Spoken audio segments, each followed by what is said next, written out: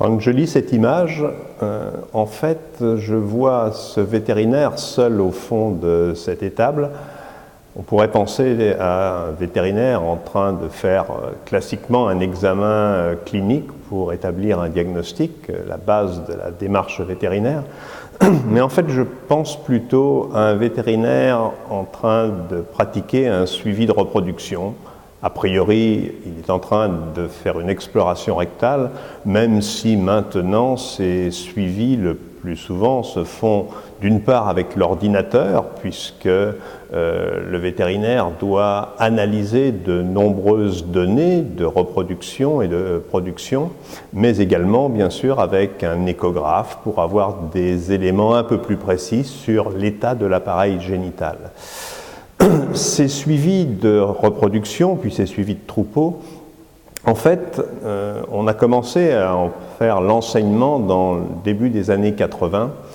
Et à cette époque, c'était un message qui était très difficile à faire passer. Les vétérinaires avaient l'habitude de pratiquer des examens individuels et cette approche globale était difficilement habituelle pour eux. Et on s'est aperçu que pendant de nombreuses années, ces suivis se sont peu développés, tant en vache laitière qu'en vache allaitante. Et puis, ces suivis se sont ensuite complexifiés, puisque c'était vraiment des suivis globaux de l'élevage, appréhendant aussi bien la production, l'alimentation, bien sûr la reproduction. Et c'est, je crois, cette approche globale du troupeau qui est maintenant intéressante et qui au contraire commence à se développer de plus en plus puisque de nombreux confrères pratiquent ces suivis de troupeaux et ces bilans d'élevage de façon importante puisque certains d'entre eux y consacrent au moins une demi-journée par jour, voire beaucoup plus dans certaines associations.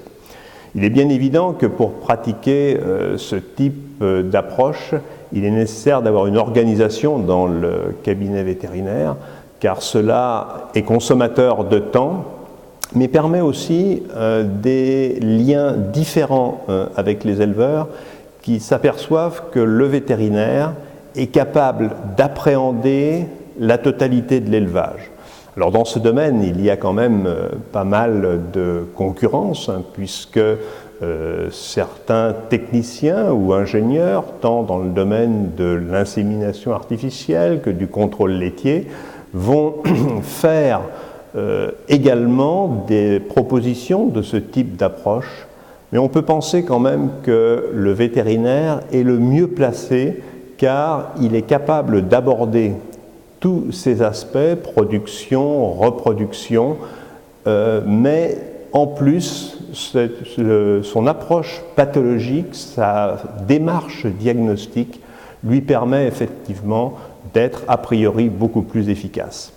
Et je pense que si maintenant cet enseignement est rentré dans les mœurs et que dans toutes les écoles cet enseignement s'est développé, eh bien on voit également que dans le domaine de la formation continue, ces suivis d'élevage sont beaucoup plus fréquemment traités et cela devient maintenant quelque chose de régulier pour les vétérinaires. De plus en plus de confrères développent ce type d'approche.